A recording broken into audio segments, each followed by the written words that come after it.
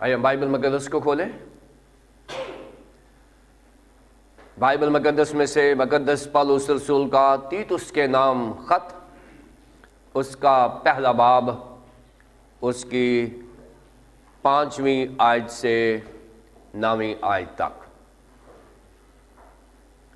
کلام مقدس میں سے مقدس پالوس رسول کا تیتس کے نام خط، اس کا پہلا باب، اس کی 5ویں آیت سے 9ویں آیت تک۔ کلام مقدس میں یہ مرقوم ہے: میں نے تجھے کریتے میں اس لیے چھوڑا تھا کہ تو باقی ماندہ باتوں کو درست کرے اور میرے حکم کے مطابق شہر بشہر ایسے بزرگوں کو مقرر کرے جو بے الزام اور ایک ایک بیوی کے شوہر ہوں، اور ان کے بچے ایماندار اور بد چلنی اور سرکشی کے الزام سے پاک ہوں، کیونکہ نگہبان کو خدا کا مختار ہونے کی وجہ سے بے الزام ہونا چاہیے، نہ خودرائی ہو، نہ غصہ ور، نہ نشے میں غل مچانے والا، نہ مار پیٹ کرنے والا، نہ ناجائز نفع کا لالچی، بلکہ مسافر پرور، خیر دوست، متقی، منصف مزاج، پاک اور ضبط کرنے والا ہو، اور ایمان کے کلام پر جو اس تعلیم کے موافق ہے قائم ہو، تاکہ صحیح تعلیم کے ساتھ نصیحت بھی کر سکے اور مخالفوں کو قائل بھی کر سکے۔ خداوند کے کلام مقدس کے پڑھے اور سنے جانے پر خداوند کی برکت ہو، آمین۔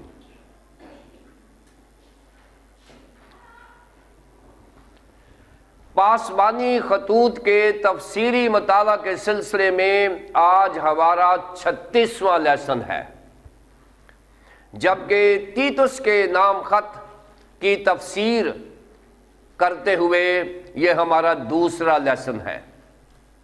یہ 3 خطوط جو ہیں، ابتدائی بزرگوں نے ان کو پاسبانی خطوط کا نام اس لیے دیا ہے کہ اس میں کلیسیائی رہنماؤں کی ذاتی زندگی سے متعلق بات کی گئی ہے کہ وہ کیسے ہونے چاہیے، پھر ان کی ذمہ داریوں کے تعلق سے بتایا گیا ہے کہ انہوں نے کیا کرنا ہے، اور پھر کلیسیائی نظم و ضبط کی بات کی گئی ہے۔ ان 3 وجوہات کی بنا پر ان تینوں خطوط کو پاسبانی خطوط کہا جاتا ہے، کیونکہ ان خطوط کا تعلق پاسبانوں، ان کی زندگی اور ان کے کام سے متعلق ہے۔ اس لیے ہم ان خطوط کو اسی نظر سے پڑھتے ہیں جس نظر سے بزرگان دین نے ان خطوط کا نام پاسبانی خطوط رکھا ہے۔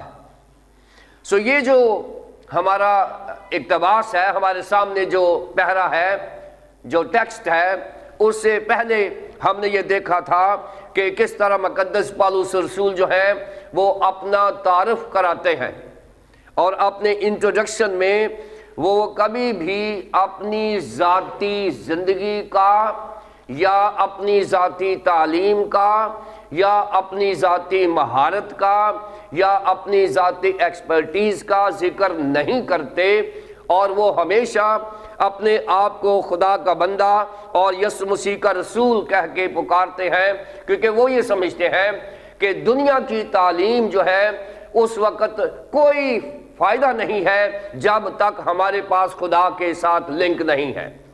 اگر آپ دنیا میں جو بھی ڈگریز حاصل کر لیتے ہیں، لیکن خداوند کی خدمت کے لیے لازمی ہے کہ ہمیں خداوند کا غلام ہونے کی ضرورت ہے، اور اس سے بھیجے ہوئے کے لیے کام کرنے کی ضرورت ہے، یعنی اس نے ہمیں بھیجا ہے تو پھر ہم کام کر رہے ہیں۔ یہی ہمارا اچھا تعارف ہوتا ہے کہ ہم بھیجے گئے ہیں۔ پھر اس نے اس تعارف میں صرف اپنا ہی تعارف نہیں کرایا، بلکہ اس نے پورا علم الہیات بیان کر دیا ہے کہ جو دینداری کے موافق ہے اس ہمیشہ کی زندگی کی امید پر، جس کا وعدہ ازل سے خدا نے کیا ہے، جو جھوٹ نہیں بول سکتا، اور اس نے مناسب وقتوں پر اپنے کلام کو اس پیغام میں ظاہر کیا جو ہمارے منجی خدا کے حکم کے مطابق میرے سپرد ہوا۔ مقدس پالوس رسول نے اپنی خدمت کو علم الہیات کا اعزاز سمجھا ہے کہ خدا نے مجھے یہ عزت دے دی ہے کہ کس طرح سے میں ناچیز آدمی مقدس پالوس جو ہیں وہ خداوند کے خادم بن سکتے ہیں۔ سو یہ ان کا تعارف ہے، اور بعد میں انہوں نے اطمینان کی دعا کی ہے، اور انہوں نے کہا ہے کہ سچے فرزند تیتس کے نام فضل اور اطمینان اور خدا باپ اور ہمارے منجی مسیح یسوع کی طرف سے تیتس کو حاصل ہوتا رہے۔ یعنی ہم سب کو جو آج تیتس کا ٹائٹل رکھتے ہیں، اور میں نے بتایا تھا کہ تیتس کے نام کا مطلب ہے ویل آنرڈ، یعنی ایسا شخص جو جاذب ہو، ایسا شخص جو کسی بھی ماحول میں ڈھل جائے، ایسا شخص جس کی زبان میں شیرینی ہو، جس کی زبان میں شائستگی ہو، جو ہر معاشرے میں قبول کیا جائے، اور ایسی اس کی طبیعت تھی کہ وہ کسی بھی مشکل اسائنمنٹ کو کر سکتا تھا۔ یہ تیتس کے کریکٹر کی بات ہو رہی ہے۔ اب یہ خط اس وقت لکھا گیا ہے جب مقدس پالوس رسول کو فلپی سے قید کیا گیا تھا، اور اس کو جیل میں رکھا گیا اس لیے کہ اس نے خداوند کے کام اور کلام کا کام کیا، اور جب معجزات ہوئے تو خداوند کے کلام کے بڑھنے کا وقت آیا تو مقدس پالوس رسول کو انہوں نے جیل میں ڈال دیا، اور 2 سال جیل میں رہ کر بھی انہوں نے چند خطوط لکھے، اور اس کے بعد جب وہ رہا ہوئے تو انہوں نے واپسی پہ جو روٹ بنایا ہے وہ کرتے سے بھی ہو کر گئے ہیں، افسس سے بھی ہو کر گئے ہیں، اور کرتے میں تیتس نام ان کا ایک ایسا کانوینٹ ہے، ایسا شخص ہے جس کو وہ ٹرسٹ کر سکتے ہیں۔ اور یہاں 5ویں آیت شروع ہوتی ہے۔ جب ہم اس ٹیکسٹ کو دیکھیں گے تو 5ویں آیت میں ہم دیکھیں گے کہ مقدس پالوس رسول نے تیتس کو کرتے میں کیوں چھوڑا، پہلی بات۔ دوسری بات ہم دیکھیں گے کہ ایک جو خادم ہے، ایک جو نگہبان ہے، مذہبی رہنما ہے، اس کی جو جرنل کوالیفیکیشن ہے، ڈومیسٹک کوالیفیکیشن ہے، جو خاندانی تعلیم ہے، وہ کیا ہونی چاہیے۔ اور پھر 7ویں آیت میں دیکھیں گے کہ ایک کلیسیائی پاسبان کو کیسا نہیں ہونا چاہیے، اور پھر 8ویں آیت میں ہم دیکھیں گے کہ ایک کلیسیائی پاسبان کو کیسا ہونا چاہیے، اور پھر 9ویں آیت میں ہم دیکھیں گے کہ اگر بائبل نے ایک معیار دیا ہے کہ پاسبان کو ایسا ہونا چاہیے، تو 9ویں آیت میں بتایا ہے کہ ایسا کیوں ہونا چاہیے۔ سو یہ 5 آیات جو ہیں یہ ہمارے سامنے ہیں۔ 5ویں آیت میں یہ بتایا گیا ہے کہ مقدس پالوس رسول نے تیتس کو کرتے میں کیوں چھوڑا۔ 6 آیت میں یہ ہے کہ پاسبان جو نگہبان ہے یا کلیسیائی رہنما ہے، اس کا خاندان کیسا ہونا چاہیے، اور پھر 7ویں آیت میں بتایا ہے کہ پاسبان کیسا نہیں ہونا چاہیے، اور 8ویں آیت میں بتایا ہے کہ پاسبان کیسا ہونا چاہیے، اور 9ویں آیت میں بتایا ہے کہ پاسبان کو کیوں ایسا ہونا چاہیے۔ سو یہ 5 چیزیں ہیں جو آج ہم بیان کریں گے۔ آئیے ہم 5ویں آیت دیکھیں۔ میں نے تجھے کرتے میں اس لیے چھوڑا تھا کہ تو باقی ماندہ باتوں کو درست کرے اور میرے حکم کے مطابق شہر بشہر ایسے بزرگوں کو مقرر کرے۔ یہ 5ویں آیت ہے۔ اب یہاں پر ہم نے یہ جو مقدس پالوس رسول نے تیتس کو چھوڑا ہے، اس کو ہم دیکھیں گے۔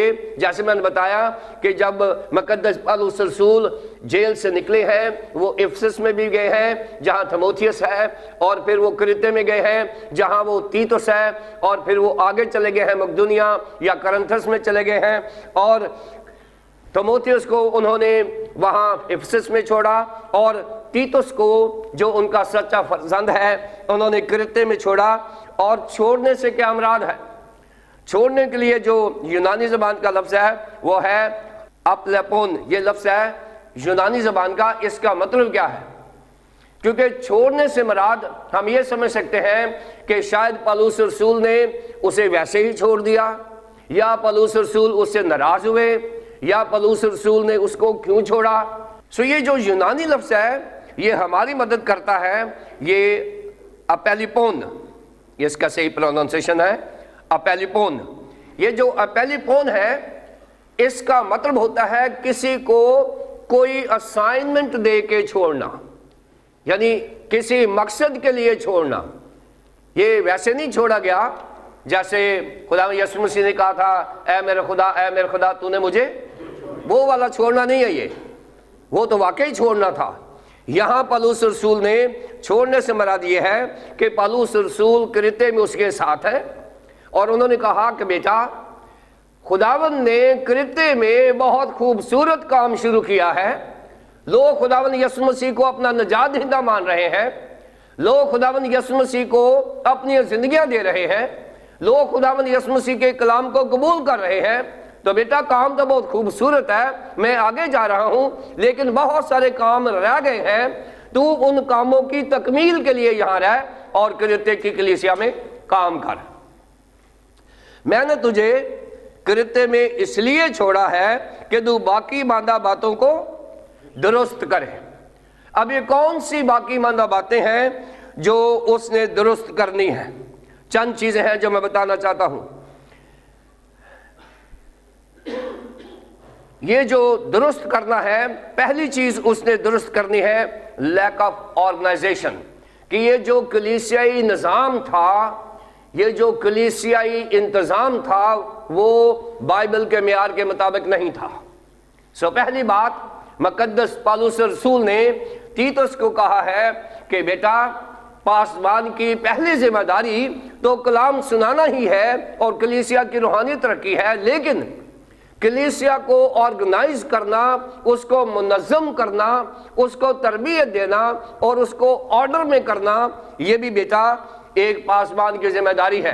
क्योंकि पासबान को एक अच्छा नाज़िम भी होना चाहिए, एक अच्छा एडमिनिस्ट्रेटर भी होना चाहिए। और यहाँ ये बताया है कि बेटा, तूने कलाम तो बहुत अच्छा सुनाया है, तेरा काम भी अच्छा है, लेकिन इंतज़ाम अच्छा नहीं है। और जैसे मैंने बताया है कि पासबानी खतूत को 3 वजूहात की बना पर ये पासबानी खतूत कहा जाता है।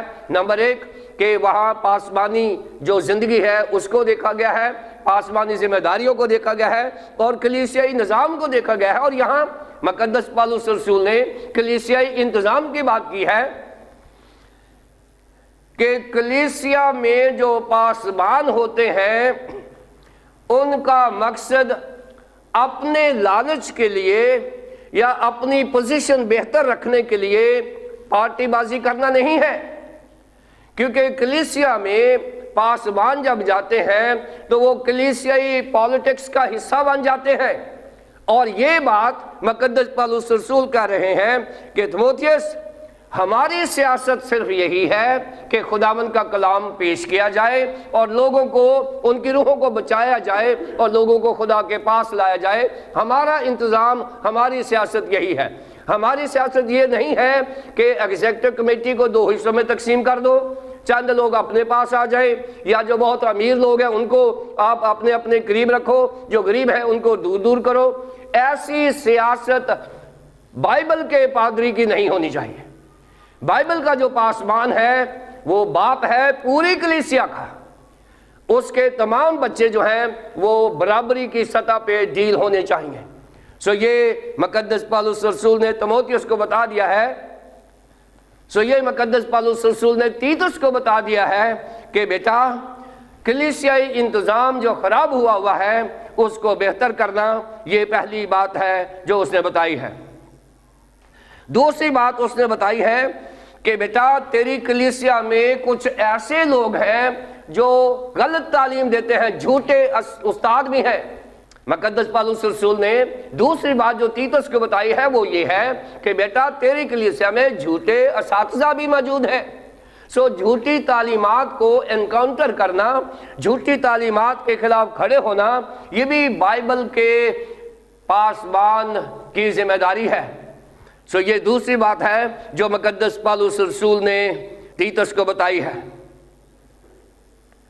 تیسری بات، تیتس کی جو ذمہ داری ہے، اس نے کہا کہ بیٹا یہ ساری چیزیں کیسے ہینڈل ہوگی، اور اس نے طریقہ بتایا ہے کہ تو بائبل کی صحیح تعلیم دیتا رہے، جہاں بیٹھے تیری تھیولوجیکل ٹیچنگ ٹھیک ہونی چاہیے، تیری اپنی تھیولوجی میں کوئی گڑبڑ نہیں ہونی چاہیے۔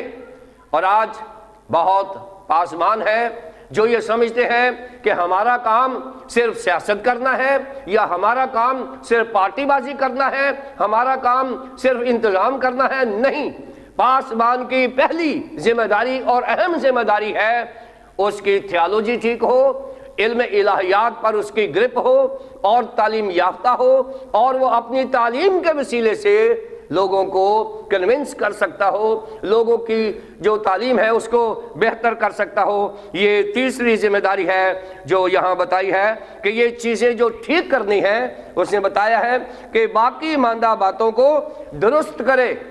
پہلی بات اس نے درست کرنی ہے کون سی؟ کہ انتظام اچھا کرنا ہے، کلیسیائی نظام بہتر کرنا ہے۔ نمبر 2 کہ جو جھوٹے اساتذہ ہیں ان کو ہینڈل کرنا ہے۔ نمبر 3 ان کو علم الہیات کی تعلیم دینی ہے۔ نمبر 4 جو مسیحی عقائد ہیں جس کو ہم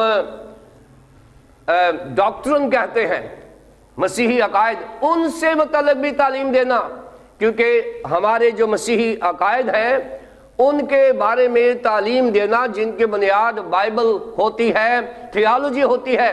تھیولوجی کے بعد اگر ہمارے پاس کچھ علم ہے تو وہ ڈاکٹرن ہے، جیسے ڈاکٹرن آف جسٹیفیکیشن اور سینٹیفیکیشن، گلوریفیکیشن، اور بہت ساری ڈاکٹرنز ہیں ہمارے پاس جو ہمیں سیکھنی ہے۔ مسیحی ایمان کے تعلق سے جو چیزیں ہیں، جو مسیحی ایمان کے تعلق سے چیزیں ہیں، ان کو سیکھنا اور سکھانا بھی پاسبان کی ذمہ داری ہے۔ 4 چیزیں ہو گئیں۔ پہلی بات، انتظام اچھا ہونا چاہیے۔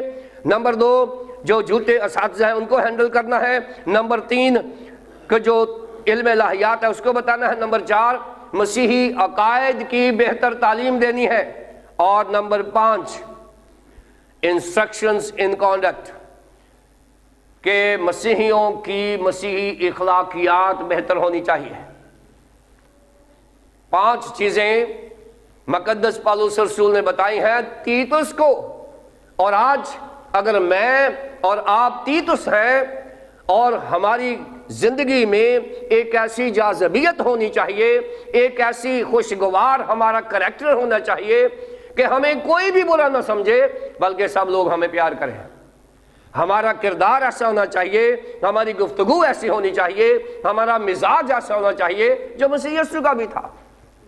ہم سب کو جو پاسبان ہے، کوئی یہ نہ کہے کہ یہ پاسبان بڑا مغرور ہے، کوئی یہ نہ کہے کہ یہ پاسبان لالچی ہے، کوئی یہ نہ کہے کہ یہ پاسبان بڑا خراب ہے، بلکہ ہمارے بارے میں اچھے خیالات ہونے چاہیے کلیسیاؤں کے۔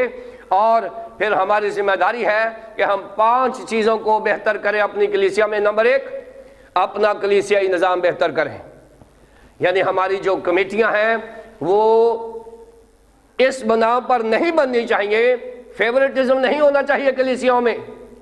یہ نہیں ہے کہ یہ مجھے پسند ہے اس کو لے لے، ایسا نہیں ہے، بلکہ بائبل کا نظام ہونا چاہیے کلیسیاؤں میں۔ پھر جھوٹے اساتذہ کو ہینڈل کرنا بھی ہماری ذمہ داری ہے۔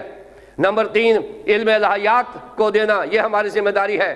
پھر مسیحی عقائد سے متعلق تعلیمات دینا، یہ بھی ہماری ذمہ داری ہے۔ اور پھر نمبر 4 کلیسیاؤں میں مسیحی اخلاقیات کو بہتر کرنا بھی ہماری ذمہ داری ہے۔ یہ 5 چیزیں ہیں جو مقدس پالوس رسول نے تیتس کو کہا ہے کہ بیٹا یہ چیزیں وہ ہیں جن کے وسیلے سے خدا اپنے پاک روح کے وسیلے کام کر رہا ہے، اور کلیسیا میں ترقی ہو رہی ہے، لوگوں کی روحانی ترقی ہو رہی ہے، لوگ اپنی زندگیاں خدا کو دے رہے ہیں۔ یہ کام رہ گیا تھا، اس کو تو جاری رکھنا، یہ اس نے بتایا ہے۔ پھر اس نے یہ نہیں کہا کہ تو نے اپنی مرضی کرنی ہے۔ پہلا اس نے بتایا ہے کہ تجھے میں نے اس لیے چھوڑا ہے کہ جو کام رہ گیا ہے وہ کر، اور یہ کام میں نے بتا دیا ہے۔ پھر کام کیسے کرنا ہے؟ اور میرے حکم کے مطابق شہر بے شہر اور ایسے بزرگوں کو مقرر کر. میرے حکم کے مطابق، یعنی پالوس رسول جو ہے اس نے بتا دیا ہے کہ پالوس رسول یہاں بذات خود اتھارٹی نہیں ہے. اس نے اپنی اتھارٹی جو ہے اس نے دوسری آیت میں بتا دی ہے، پہلے باب کی دوسری آیت میں اس نے کہا ہے کہ اس ہمیشہ کی زندگی کی امید پر جس کا وعدہ ازل سے ہے خدا نے کیا ہے، جو جھوٹ نہیں بول سکتا، اور اس نے مناسب وقتوں پر اپنے کلام کو اس پیغام میں ظاہر کیا جو ہمارے منجی خدا کے حکم کے مطابق میرے سپرد ہوا. سو میرے سپرد ہوا، میں نے یسوع مسیح سے لیا اور تو میرے سے لے لے.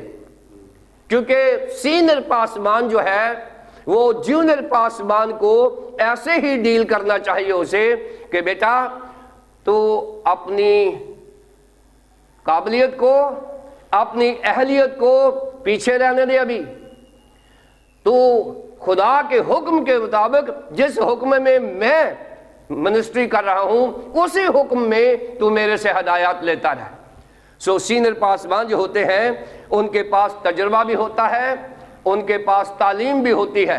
سو یہاں مقدس پالوس رسول نے کہا ہے کہ تو میرے حکم کے مطابق، یعنی اگر تو نے شہر بشہر، اگر آپ اعمال 14 باب کی 23 آیت میں دیکھیں تو وہاں مقدس پالوس رسول جو ہے وہاں جہاں جہاں وہ کلیسیاں قائم کرتے ہیں وہاں پر ایک ایلڈر یعنی پادری مقرر کر دیتے ہیں. سو یہ مقدس پالوس رسول کا ایک ڈیزائن تھا ایوانجلزم کا کہ خدا کا کلام اور کام زیادہ سے زیادہ ہو، اور جہاں کلیسیا بن جاتی تھی وہاں یہ ہو جاتے تھے.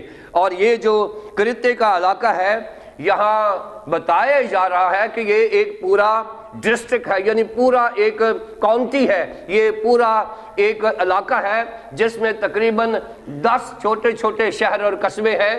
اور تقریباً مقدس پالوس رسول جو ہے وہ کہہ رہے ہیں کہ ساری جگہوں پہ چھوٹی چھوٹی کلیسیوں میں بھی جا کے ایلڈر مقرر کر دے تاکہ تیرا انتظام بہتر ہو جائے اور خدا کا کام بہتر ہو جائے. جہاں پاسبانوں کا انتظام بہتر ہے وہاں خدا کا کام بھی بہتر ہے. سو خدا کا کام اور ہمارا انتظام خدا کے حکم کے مطابق بہتر ہونا چاہیے. سو بزرگوں سے مراد یہاں پاسبان ہیں، پادری ہیں، ایلڈرز ہیں. چھٹی آیت دیکھتے ہیں جس میں یہ بتایا گیا ہے کہ پاسبان جو مقرر کرنا ہے اس کا خاندانی معیار کیسا ہونا چاہیے. ڈومیسٹک اس کی کوالیفیکیشنز کیا ہیں؟ Domestic qualities of the minister. ایسے بزرگوں کو مقرر کر دے جو بے الزام اور ایک ایک بیوی کے شوہر ہوں اور ان کے بچے ایماندار اور بد چلنی اور سرکشی سے کے الزام سے پاک ہوں. سو یہ ڈومیسٹک کوالیفیکیشنز ہیں کسی بھی پاسبان کی اور ایلڈر کی اور بشپ صاحبان کی. اس سے پہلے ہم نے پاسبانوں اور بشپ صاحبان کی اور ایلڈر صاحبان کی جو کوالیفیکیشن ہے پہلے تیموتھیوس کے 3 باب کی 7 آیات میں دیکھا تھا. اس کے بعد یہ دوبارہ سے تیتس کو اس نے یہی جو ریپیٹ کیا ہے اور اس میں ڈویژن بہتر کر دی ہے. بتایا ہے نمبر 1 چھٹی آیت میں کہ پاسبان کے خاندانی حالات کیسے ہونے چاہیے. پہلی بات اس نے کہا ہے کہ ایسے بزرگ مقرر کر جو بے الزام ہوں. اور یہ جو بے الزام ہے اس کا مطلب ہے کہ ان کے اوپر کسی قسم کا کوئی مقدمہ نہ ہو، ان کے اوپر کسی قسم کے کوئی اعتراضات نہ ہو.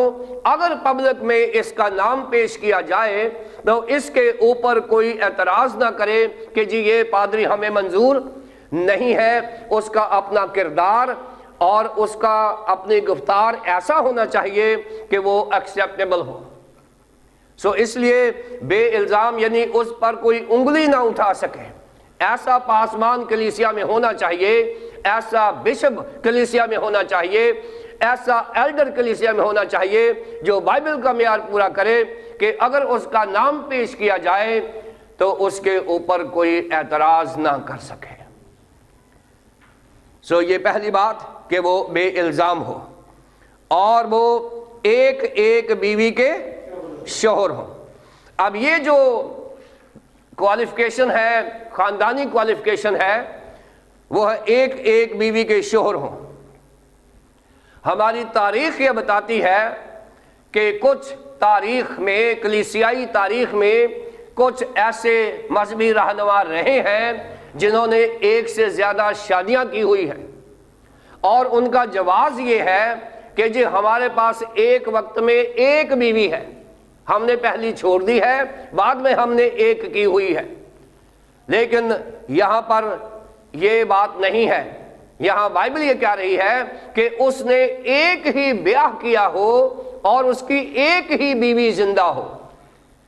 یعنی اگر اس نے دوسری کرنی ہے تو اس کی پہلی بیوی یا تو اس نے شادی نہ کی ہو، یا اگر اس نے دوسری کرنی ہے تو پہلی بیوی جو ہے وہ خداوند کے پاس چلی گئی ہو، پھر اس کا جواز بنتا ہے کہ وہ دوسری کرے۔ اسی طرح اگر مسیحی عورت نے بھی دوسری شادی کرنی ہے تو جب تک اس کا ہسبینڈ زندہ ہے وہ دوسری شادی نہیں کر سکتی۔ یہ بائبل کا معیار ہے۔ یہ جواز نہیں ہے کہ جی میرے پاس ایک بیوی ہے اور ایک جو ہے وہ چلی گئی ہے، میں نے ڈیورس کر دیا، ایک وقت میں ایک بیوی ہے۔ یہ میرا ترجمہ ہے، آپ کا ترجمہ ہے، جس نے بنایا ہے یہ اس کے لیے ہے۔ لیکن بائبل کا ترجمہ کیا ہے؟ وہ کہتے ہیں جس نے ایک ہی بار بیاہ کیا ہو، اور اگر اس نے ایک بیوی رکھی ہوئی ہے جو دوسری بیوی ہے، اور اس کی شرط یہ ہے کہ پہلی بیوی خداوند کے پاس چلی گئی ہو، اس کی ایک بیوی زندہ ہو اس کے پاس۔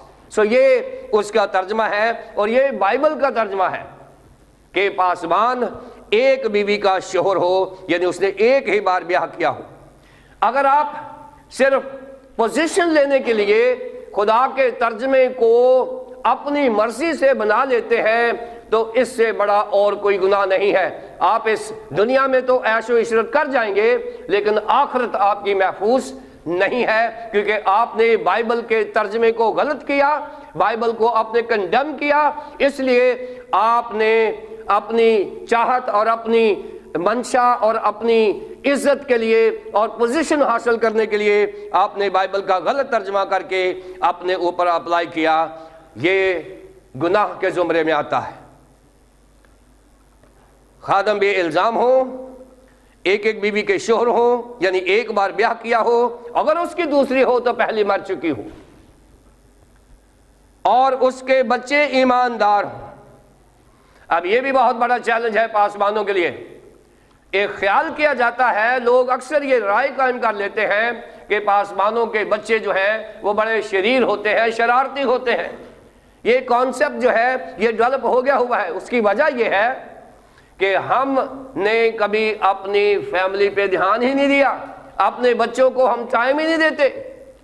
سمجھتے ہیں کہ ہماری پہلی ذمہ داری کلیسیا ہے، اس میں کوئی شک نہیں ہے کہ کلیسیا ذمہ داری ہے، لیکن خاندان بھی ہماری ذمہ داری ہے، فیملی بھی ہماری ذمہ داری ہے۔ بچے جو ہیں ان کا ایماندار ہونا بہت ضروری ہے، اور بد چلن ان کا کردار ٹھیک ہو، اور سرکشی کے الزام سے پاک ہوں۔ سرکشی سے مراد کہ ان کا غصہ نہیں ہونا چاہیے، وہ لڑائی جھگڑے والے نہیں ہونے چاہیے، اور وہ ان کا جو ٹیمپرامنٹ ہے وہ کنٹرولڈ ہونا چاہیے۔ یہ بچوں کی بات ہو رہی ہے۔ یہ ایسا کیوں لکھا گیا ہے؟ اس لیے لکھا گیا ہے کہ جب ابتدائی مسیحی یسوع مسیح کو قبول کر کے آ رہے تھے تو بعض اوقات ایسا ہوتا تھا کہ کسی شخص نے خداوند یسوع مسیح کو قبول تو کر لیا ہے، لیکن اس کی بیوی یا اس کے بچے ابھی خداوند کے پاس نہیں آئے تھے، یعنی انہوں نے خاندانی طور پہ فیصلہ نہیں کیا تھا، لیکن آدمی نے فیصلہ کر لیا کہ وہ خداوند یسوع مسیح کے ساتھ رہے گا۔ یہاں یہ بتایا گیا ہے کہ کوئی ایسا شخص ہے جو پادری بننے کے لیے آیا ہے تو پہلے انتظام جو چرچ کا انتظام ہے وہ یہ چیک کر لے کیا اس کی بیوی اور بچے بھی کرسچن ہیں، اور اگر اس کی بیوی اور بچے کرسچن نہیں ہیں تو پھر وہ اس اہلیت کا حامل نہیں ہے۔ یہاں اس لیے بتایا گیا ہے کہ ابتدائی صدی میں بہت سارے مرد مسیحی ہو گئے لیکن ان کی فیملیز مسیحی نہیں تھیں، اور نومرید کو کسی بھی کلیسیائی پوزیشن میں رکھنا بائبل کے منافی ہے، کیونکہ جب تک آپ میچور مسیحی نہیں ہو جاتے آپ کسی بھی پوزیشن میں کسی نومرید کو نہیں لا سکتے۔ یہ بائبل کہہ رہی ہے، میں نہیں کہہ رہا۔ خاندانی طور پر وہ بے الزام ہو، اور پھر ایک بیوی کا شوہر ہو، اور اس کے بچے ایماندار ہوں، یعنی ان کے بچوں کا بھی ایمان ویسا ہی ہو جیسا ان کے باپ کا ہے، وہ مسیح کو اپنا نجات دہندہ مانتے ہوں، ان کے بچے ایمان کو ایکسرسائز کرتے ہوں، ان کے بچوں کا کردار بہتر ہونا چاہیے، صحیح ہونا چاہیے، معیاری ہونا چاہیے، مسیحی ہونا چاہیے، بد چلن نہیں ہونے چاہیے، اور سرکش یعنی لڑائی جھگڑے والے نہیں ہونے چاہیے۔ یہ ڈومیسٹک کوالٹیز ہیں جو ایک پاسبان کی ہونی چاہیے، یعنی خاندانی جو معیار ہے وہ ایسا ہونا چاہیے جو بائبل مقدس نے دیا ہے۔ 7ویں آیت میں لکھا ہے کہ کلیسیا کا پاسبان کیسا نہیں ہونا چاہیے۔ کلیسیائی پاسبان کیسا نہیں ہونا چاہیے؟ 5 چیزیں نوٹ کرنے کی ضرورت ہے۔ یہاں پہ لکھا ہے کیونکہ نگہبان کو، 7ویں آیت، کیونکہ نگہبان کو خدا کا مختار ہونے کی وجہ سے بے الزام ہونا چاہیے۔ یہ بار بار آ رہا ہے، بے الزام جو ہے یہ پیکج ہے، ذہن میں رکھیں۔ بے الزام جو ہے پیکج ہے جس میں آگے 5 چیزیں بتائی گئی ہیں۔ بے الزام سے مراد یہ ہے کہ اس میں آئندہ آنے والی 5 چیزیں نہیں ہونی چاہیے۔ پاسبان کو یہ بے الزام ایک ایسا پیکٹ ہے جس میں آگے 5 چیزیں بتائی گئی ہیں۔ پہلی بات، نہ خودرائی ہو۔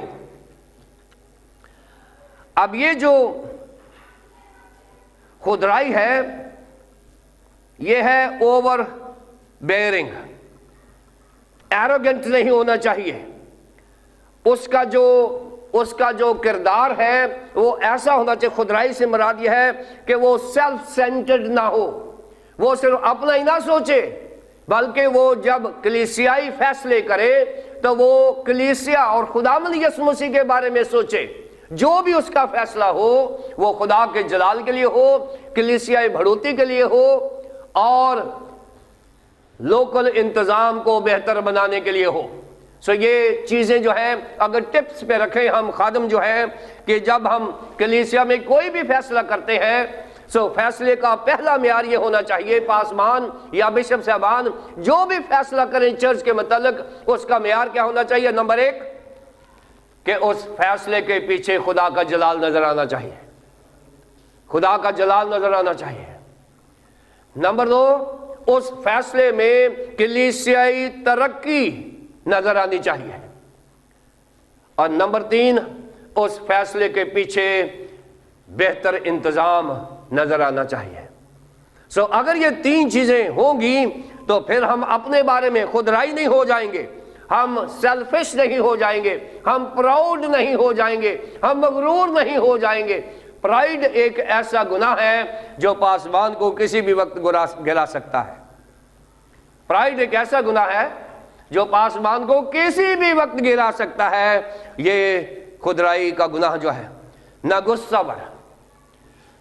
غصہ دیکھیں، خداوند یسوع مسیح نے پہاڑی باز میں یہ خاص بات کر دی تھی۔ اس نے یہ کہا تھا کہ اگلوں سے یہ کہا گیا تھا کہ تو خون نہ کر۔ یہ کیا کہا تھا؟ اگلوں سے یہ کہا گیا تھا کہ تو خون نہ کر، میں تم سے کہتا ہوں کہ تو غصہ بھی نہ کر، کیونکہ خون اس وقت ہوگا جب ہمارے اندر ہمارا خون کھولے گا، ہمیں غصہ آ جائے گا اور ہم کسی کا نقصان کر دیں گے۔ خداوند یسوع مسیح نے کہا ہے کہ مسیحی کو اور بالخصوص پاسبان کو، نگہبان کو غصہ ور نہیں ہونا چاہیے۔ وہ اپنے غصے پر کنٹرول کرے، کوئک ٹیمپر نہیں ہونا چاہیے۔ لازمی ہے کہ وہ اپنے آپ کو کنٹرول کرے، کیونکہ انتظام میں بہت ساری ایسے باتیں آتی ہیں کہ آپ لوز ہو سکتے ہیں، آپ اپنی زبان کو مس یوز کر سکتے ہیں، آپ کا برین آپ کے ٹیمپر ہو سکتے ہیں، غصہ آ سکتا ہے، اور غصے میں کیا گیا فیصلہ ہمیشہ غلط ہوتا ہے۔ اس لیے پہلی بات خودرائی یعنی مغرور نہ ہو، دوسری بات غصہ نہیں ہونا چاہیے۔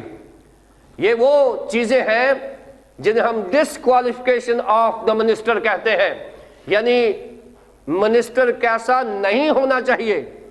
نمبر ایک وہ مغرور نہ ہو، نمبر دو اس میں غصہ نہیں ہونا چاہیے، نمبر تین نہ نشہ میں گول مچانے والا، نہ نشہ میں گول مچانے والا، نشئی نہیں ہونا چاہیے۔ کلیسیا میں کوئی ایلڈر، کوئی پاسبان، کوئی بشپ یا کوئی مذہبی رہنما اگر وہ شرابی ہے تو اس کو فوراً ریزائن کر دینا چاہیے، اگر وہ شرابی ہے تو اس کو اس پوزیشن پہ آنا ہی نہیں چاہیے، کیونکہ شراب جو ہے یہ ہمارے برین کو قبضہ کر لیتی ہے، اور شراب پینے کے بعد آپ اپنے آپ میں نہیں رہتے، اور ساتھ لکھا ہے کہ نشے میں گل مچانے والا نہ ہو، کیونکہ نشہ جو کرے گا وہ گل مچائے گا۔ اس لیے نشے کے بعد جو چیز آتی ہے وہ لڑائی جھگڑا ہوتا ہے، خاندانی تباہی ہوتی ہے، کلیسیائی بربادی ہوتی ہے۔ اس لیے مقدس پالوس رسول نے کہا ہے کہ ایسے پاسبان نہیں ہونے چاہیے جو مغرور ہو، نمبر ایک، جن میں غصے پر کنٹرول نہ ہو، نمبر دو، اور نمبر تین جو نشہ کرتے ہیں، کسی بھی قسم کا نشہ کرتے ہیں اور نشے کا نتیجہ لڑائی جھگڑا ہوتا ہے۔ ایسے نہ تو ایلڈر ہونے چاہیے کلیسیاؤں میں، نہ ہی کوئی ایسی پوزیشن والا بندہ ہونا چاہیے، پاسبان ہونا چاہیے، نہ ہی کوئی بشپ ہونا چاہیے۔ کوئی بھی مذہبی رہنما جو ہے وہ شرابی، کبابی اور نشے میں گل مچانے والا نہ ہو۔ یہ تیسری ڈسکوالیفیکیشن ہے جو پاسبان کی ہے۔ اس کے بعد ایک اور جو بتایا گیا ہے کہ کیسا نہیں ہونا چاہیے، نہ مار پیٹ کرنے والا، نہ مار پیٹ کرنے والا، کیونکہ نشے کے بعد، شور و غل کرنے کے بعد لازمی طور پر مار پیٹ کا عنصر بھی آتا ہے۔ یہاں بتایا گیا ہے کہ اگر آدمی مغرور ہے، اگر اس میں غصہ ہے، اگر وہ نشہ کرتا ہے تو وہ مار پیٹ بھی کرے گا۔ نمبر 4 پہ وہ مار پیٹ دھینگا مشتی کرنے والا نہ ہو، وہ لڑائی پسند نہ ہو، جھگڑے پیدا کرنے والا نہ ہو۔ یہ تیسری بات ہے جو بتائی گئی ہے کہ وائلنٹ نہ ہو اور کسی قسم کا وہ پرابلم نہ کرے کلیسیاؤں میں، خاندانوں میں۔ اور نمبر 5 ناجائز نفع کا لالچی نہ ہو، مٹیریلسٹک نہ ہو، مادیت پرست نہ ہو، وہ پیسوں کو پیار نہ کرتا ہو، وہ مٹیریل کو پیار نہ کرتا ہو۔ بلکہ آج کل تو لوگ پادری اور بشپ بنتے اس لیے ہیں کہ ہم مٹیریلسٹک ہو جائیں گے۔ جنہوں نے کبھی کوئی گاڑی نہیں دیکھی ہوتی وہ اس لیے بنتے ہیں کہ چلو گھر بھی مل جائے گا، گاڑی بھی مل جائے گی، تنخواہ بھی اچھی ہو جائے گی۔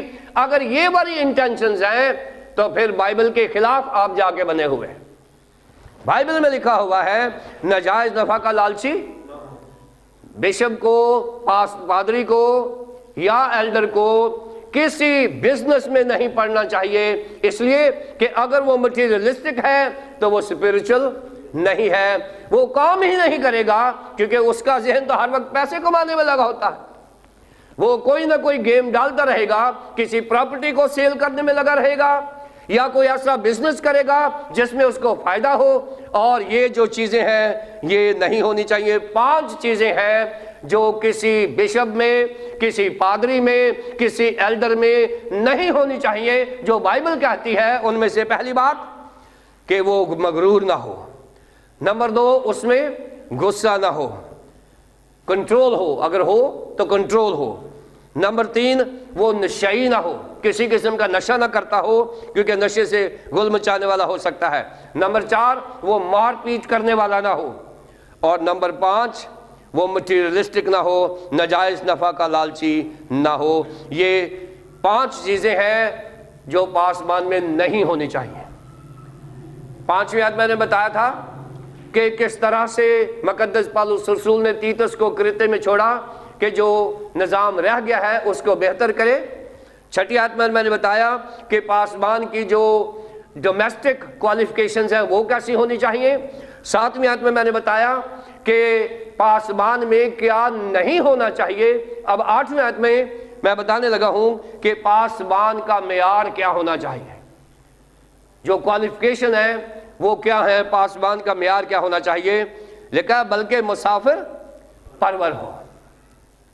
یہ پہلی خوبی بتائی ہے جو ہونی چاہیے، نمبر ایک مسافر پرور ہو۔ مسافر پرور اس لیے کہ ابتدائی کلیسیا میں یہ جو آئٹنرنٹ ایوانجلسٹ ہوتے تھے، جو آئٹنرنٹ ایوانجلسٹ ہوتے ہیں، یہ وہ ہوتے ہیں جو ایک جگہ سے دوسری جگہ پر جاتے ہیں، جیسے پولس رسول تھے، اور اس وقت بہت سارے ایسے بشارت کرنے والے مبشر تھے اور مبشرائیں تھیں، خواتین تھیں جو خدا کے کام کے لیے مارے پھرتی تھیں کہ کس طرح سے وہ خدا کے کلام کی خدمت کر سکتی ہیں۔ وہ ایمان کے زور میں اپنی بائبل پکڑتی اور مختلف کلیسیوں میں جا کے، مختلف شہروں میں، گاؤں میں جا کے منادی کرتی اور خداوند کے کلام کو پیش کرتی تھیں۔ اور اس وقت پاسبانوں کو، جو لوکل کلیسیا کے پاسبان ہیں، ان کو یہ کہا گیا کہ اگر آپ کے پاس کوئی ایوانجلسٹ آ جائے تو اس کی مسافر پروری کرنا، کیونکہ آپ کے پاس، کیونکہ ان دنوں میں ایک ایوانجلسٹ جو ہے وہ اگر غیر مسیحی کے گھر میں رہتا ہے تو وہ اتنا سیف نہیں تھا، اور اس وقت کے لوکل پاسبانوں کو، جو کسی بھی ٹاؤن کا پاسبان تھا، اس کو کہا گیا کہ آپ مسافر پرور ہو، کیونکہ اگر آپ کے پاس کوئی ایوانجلسٹ آتا ہے یا کوئی مسیحی آ جاتا ہے تو آپ اس کو لک آفٹر کریں۔ یہ پہلی خوبی ہے جو ہونی چاہیے۔ اب یہ 21ویں صدی میں تھوڑا مشکل بات ہے۔ 21ویں صدی میں تو کسی اجنبی کو ہم چائے پلانے کے حقدار نہیں ہیں۔ 21ویں صدی میں ہم کسی کو رات ٹکانے کی بڑی بات ہے، اگر کسی کو نہیں جانتے تو ہم اس کو جگہ ہی نہیں دیتے۔ اور جو 21ویں صدی میں پہلی صدی کے پاسبان معیار لے رہے ہیں، وہ انہوں نے ہر چرچ میں انہوں نے ایک گیسٹ روم بنایا ہوتا ہے، چرچ میں انہوں نے گیسٹ ہاؤس بنایا ہوتا ہے تاکہ کوئی اجنبی آپ کے پاس آئے تو آپ اسے وہاں پر جگہ دے سکیں، اکوموڈیٹ کر سکیں، اس کو رکھ سکیں۔ اور یہ اچھی بات ہے 21ویں صدی کے، اگر آپ کلیسیائی پاسبان ہیں تو کلیسیا اور پاسبان کی ذمہ داری ہے کہ وہ چرچ کے ساتھ ایک ایسا کمرہ ضرور بنائیں یا دو بنائیں، اگر آپ کے پاس کوئی مہمان آ جائے دور سے تو آپ اسے اکوموڈیٹ کر سکے۔ اگر آپ نے 21ویں صدی کے چرچ کو پہلی صدی کا چرچ بنانا ہے تو لازمی ہے کہ ہم مسافر پرور ہو جائیں۔ دوسری بات، خیر دوست۔ خیر دوست جو ہے یہ وہ ہوتا ہے جو نیکی کرنے کو پسند کرتا ہے، the one who loves what is good۔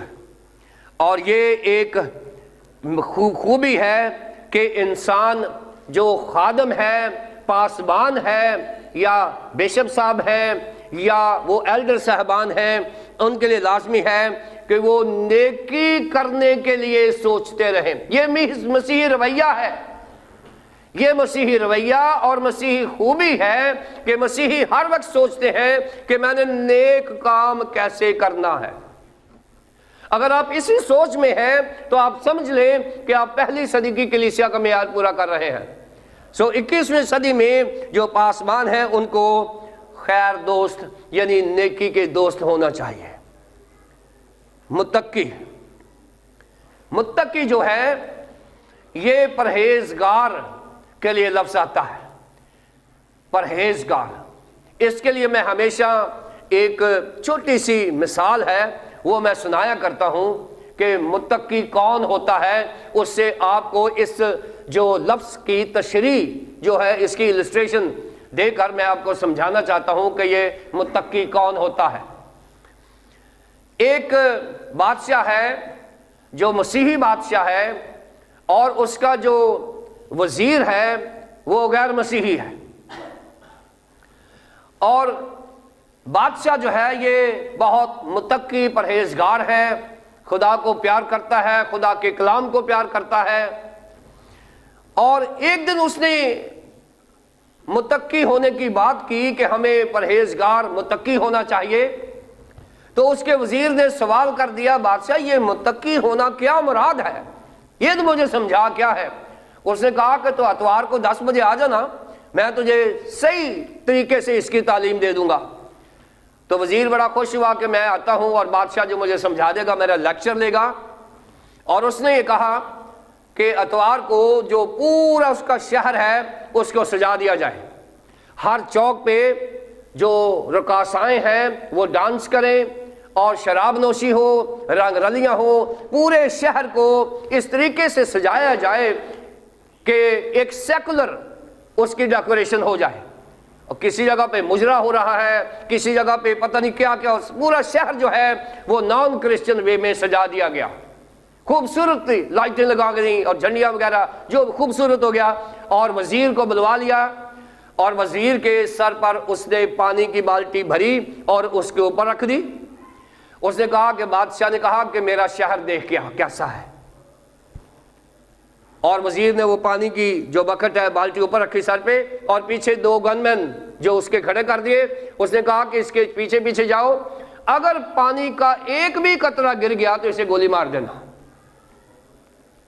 اور وزیر جو ہے وہ گیا، اس کو ادھر سے میوزک کی آواز بھی آ رہی تھی، ڈانس کی آواز بھی آ رہی تھی، ادھر سے وہ ناچ رنگ کی آواز آ رہی تھی، اور وہ بیچارہ ایسے بھی نہیں کر سکتا تھا، دیکھ بھی نہیں سکتا، تو اس کو یہ تھا کہ جیسے ہی ڈراپ گر گیا پانی کا تو پیچھے سے گولی لگ جانی ہے۔ اور وہ بیچارہ 2-3 گھنٹے چکر لگا کے واپس آ گیا شام کو۔ اور جب واپس آیا تو بادشاہ نے اس کا بڑا والہانہ استقبال کیا۔ اس نے کہا ویل ڈن، آپ تو بڑے خوبصورتی سے واپس آ گئے ہیں، بچے زندہ آ گئے ہیں، تو میں بڑا خوش ہوا ہوں۔ تو اس نے کہا بتا میرا شہر کیسا ہے؟ اس نے کہا شہر میں نے کیا دیکھنا تھا۔ اس نے کہا میں پانی کی وجہ سے کہ مجھے ڈراپ نہ گر جائے، مجھے گولی مار دینی ہے، مجھے آوازیں آ رہی تھیں، بس میں آرام سے نکل آیا ہوں بچ کے۔ کہتا یہی تو متقی ہوتا ہے کہ اس رنگ برنگی دنیا میں سے شام کو گھر آ جانا، اسی کو پرہیزگار زندگی کہتے ہیں، اسی کو مسیحی زندگی کہتے ہیں۔ صبح اٹھتے ہیں، آپ کے ارد گرد رنگ برنگی دنیا ہو جاتی ہے، آپ کے ارد گرد مجرے ہوتے ہیں، آپ کے ارد گرد غلط کام ہوتے ہیں، آپ کے ارد گرد ڈانس اور رنگ رلیاں ہوتی ہیں، لیکن آپ بڑے آرام سے سکون سے گھر آ جاتے ہیں۔ اسی کو تو پرہیزگاری کہتے ہیں۔ سو یہ پرہیزگاری ہے، اور یہ پاسبان کی ہونی چاہیے۔ پاسبان کیسا ہونا چاہیے؟ مسافر پرور نمبر 1، نمبر 2 خیر دوست، نمبر 3 متقی ہونا چاہیے، یعنی وہ پرہیزگار، دنیا سے بچ بچا کے اس کا رہنا چاہیے۔ پھر کہا منصف مزاج ہونا چاہیے۔ منصف مزاج، منصف ہی نہیں، اس کی طبیعت میں انصاف ہونا چاہیے، یعنی وہ ہر وقت انصاف کا طالب رہے۔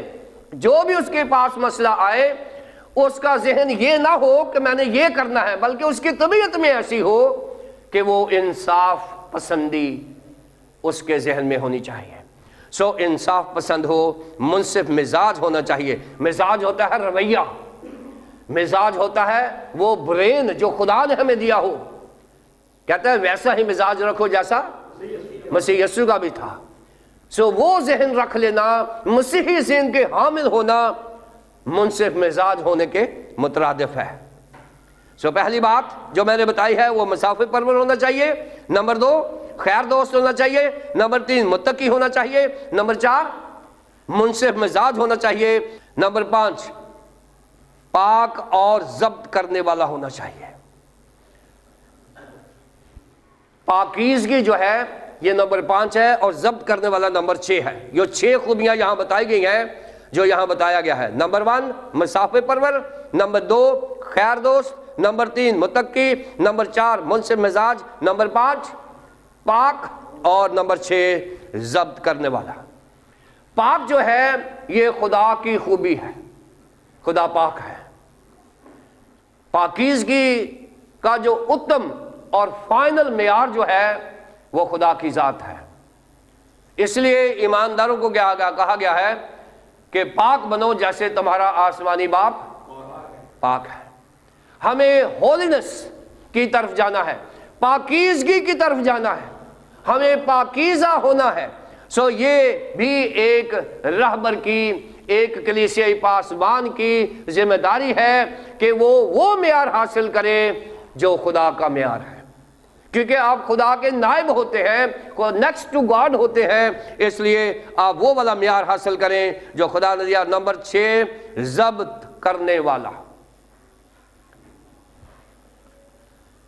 ज़ब्त करने वाला होना। 7वीं आयत में मैंने 5 वो बातें बताई थी जो पासबान में नहीं होनी चाहिए।